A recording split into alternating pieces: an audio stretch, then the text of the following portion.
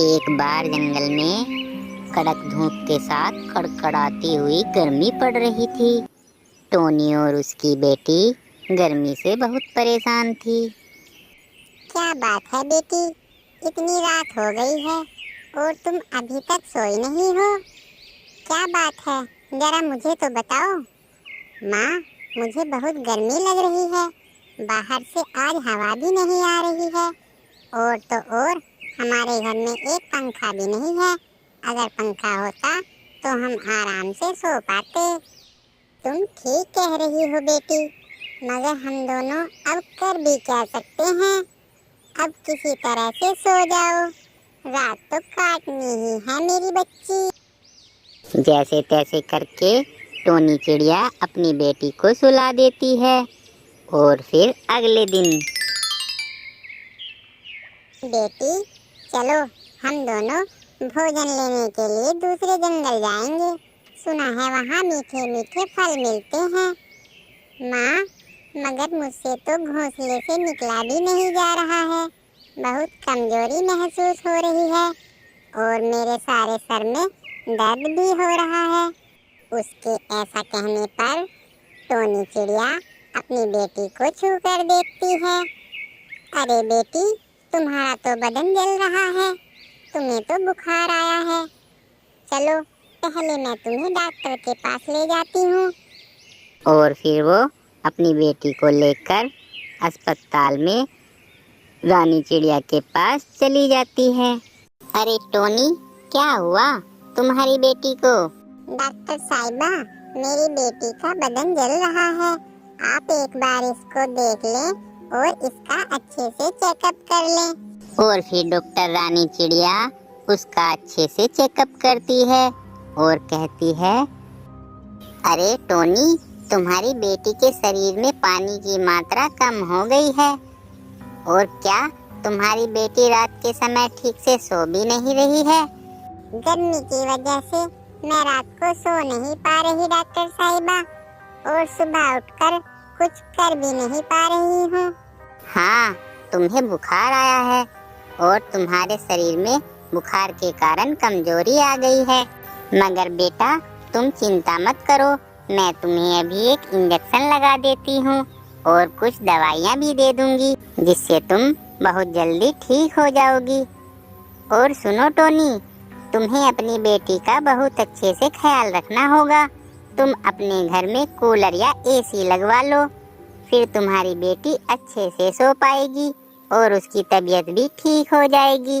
Doctor रानी की बात सुनकर टोनी अपनी बेटी को लेकर उदास मन से घर आ जाती है और अपनी बेटी को छोड़कर वो जल्दी जल्दी कालू कौवे के पास जाती है। कालू कौवा उस जंगल का एक अमीर कौवा था। उसके पास एक दुकान थी जिसमें वो पंखे, कूलर और एसी बेचा करता था। अरे टोनी बहन, कैसे आना हुआ, बोलो तुम्हें क्या चाहिए? कोई भैया, मेरे पास 200 रुपए हैं। अगर इनमें कोई कूलर मिल जाए तो बताइए। अरे टोनी, क्या तुम पागल हो गई हो? तुम्हें 200 रुपए में कूलर चाहिए? 200 रुपए में तो फैन भी नहीं आएगा। कोई भैया, मेरी बेटी की तबीयत बहुत खराब है। अगर तुम्हारे पास कोई खराब कूलर हो तो वो दे दो, मैं उसे ठीक करा लूंगी। अरे टोनी, मगर 200 रुपए में तो वो भी मिलना मुश्किल है। तुम जाओ यहाँ से, कहीं और से जाकर ले लो। मेरी दुकान पर तुम्हें 200 रुपए में कुछ नहीं मिल सकता। ऐसा बोलकर कालू कौवा टोनी चिड़िया को अपनी दुकान से भगा देता है। टोनी चिड़िया बहुत उदास थी और वो जाने लगती है। तभी उसे लूसी कबूतरी दिखाई देती है। अरे टोनी, क्या बात है, बहुत उदास लग रही हो और कहाँ जा रही हो? क्या बताऊं लूसी बहन, मेरी बेटी गर्मी की वजह से बहुत बीमार हो गई है। उसी के लिए कूलर खरीदने गई थी, मगर मेरे पास इतने पैसे नहीं हैं। इसलिए अब सोच रही हूँ कि क्या करूँ, कुछ समझ में नहीं आ रहा है। देखो चिड़िया बहन, पैसे तो मेरे पास भी नहीं है, इसलिए गर्मी से बचने के लिए मैंने तो ये मटका खरीद लिया है। देखो कितना मजबूत है। हाँ लूसी बहन, तुम्हारा मटका तो बहुत मजबूत है, ये तुमने कहाँ से खरीदा है? देखो, कुछ दूर चलने पर तुम्हें पेड़ के नीचे एक चील दिखाई देगी जो मिट्टी के मटके बेच रही है। वहीं से खरीदा है, तुम भी वहीं से ले लेना। तभी चिड़िया उड़कर जल्दी से उस चील के पास चली जाती है। अरे चिड़िया, आओ आओ, बताओ तुम्हें किस तरह का मटका चाहिए? चील बहन, मेरे पास इतने पैसे नहीं हैं कि मैं कोई अच्छा मटका खरीद सकूं।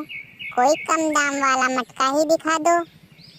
मगर क्या बात है चिड़िया बहन, तुम इतनी उदास क्यों हो? पहले मुझे ये बताओ। चील बहन, मेरी बेटी गर्मी की वजह से बीमार पड़ गई है। डॉक्टर ने बोला है कि अपने घर में कूलर या एसी लगवा लो, मगर मेरे पास इतने पैसे नहीं हैं कि मैं कूलर खरीद सकूं। इसलिए मैं सोच रही हूँ कि एक मटका ही खरीद लूं। टोनी चिड़िया सारी बात उस चील को बता देती है। लगता है तुम अपनी बेटी से बहुत प्यार करती हो चिड़िया। मेरी कोई बेटी नहीं है, इसलिए मैं तुम्हारी बेटी को ही अपनी बेटी समझते हुए ये मटका तुम्हें बिना पैसे के दे रही हूँ। ये ऐसा वैसा मटका नहीं है, ये एक जादुई मटका है। तुम इसे ले जाओ और घर जाकर बस इसमें पानी भर देना, फिर तुम देखना इसका कमाल। और मैं भगवान से दुआ करूँगी कि तुम्हारी बेटी जल्द से जल्द ठीक हो जाए। और फिर टोनी चिड़िया उस मटके को लेकर अपने घर आ जाती है। अरे वाह माँ, ये मिट्टी का मटका तो काफी बड़ा और मजबूत भी लग रहा है। आप इसे कहाँ से लेकर आए हो? हाँ बेटा, ये एक खास किस्म का मटका है और यह मटका मुझे चील बहन ने मुफ्त में दिया है। और फिर टोनी उस मटके में पानी भरकर उसे घोंसले में रख देती है। माँ, कितनी गर्मी लग रही है। अगर तुम मटके की जगह कोई कूलर या पंखा ले आती तो हम ठंडी हवा में सो पाते। उसकी बेटी के इतना कहते ही वो जादुई मटका अपना काम शुरू कर देता है और उस मटके से ठंडी ठंडी हवा निकलने लगती है और उनका कमरा पूरा ठंडा हो जाता है। तभी उसकी बेटी कहती है, माँ, ये ठंडी ठंडी हवा कहाँ से आ रही है? तभी उसकी माँ कहती है, बेटा, चील ने मुझे बताया था कि ये एक जादुई मटका है। अब तुम जल्दी से ठीक हो जाओगी। ये ठंडी ठंडी हवा इसी मटके से आ रही है। यह मटका अब हमारे घर में कूलर का काम करेगा।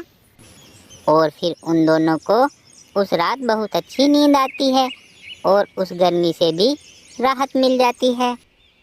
अगले दिन वो दोनों चील के पास जाकर उसका धन्यवाद करते हैं।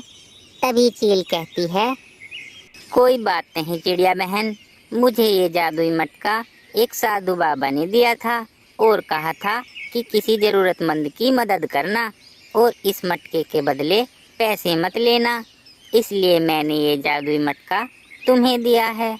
अब तुम्हें जो भी चाहिए यह मटका तुम्हें वो चीज़ ज़रूर देगा, मगर कभी भी इसका गलत इस्तेमाल मत करना। ठीक है चील बहन, आज तुमने मेरी बेटी की जान बचाकर मुझ पर बहुत बड़ा एहसान किया है। अगर तुम्हें कभी भी कोई परेशानी हो तो हमें जरूर बताना। हम हर समय तुम्हारी मदद के लिए तैयार रहेंगे। और इतना कहकर वो अपने घर चली जाती हैं और जादुई मटका पाकर अब उनके जीवन में किसी भी चीज़ की कमी ना थी और वे खुशी खुशी रहने लगते हैं।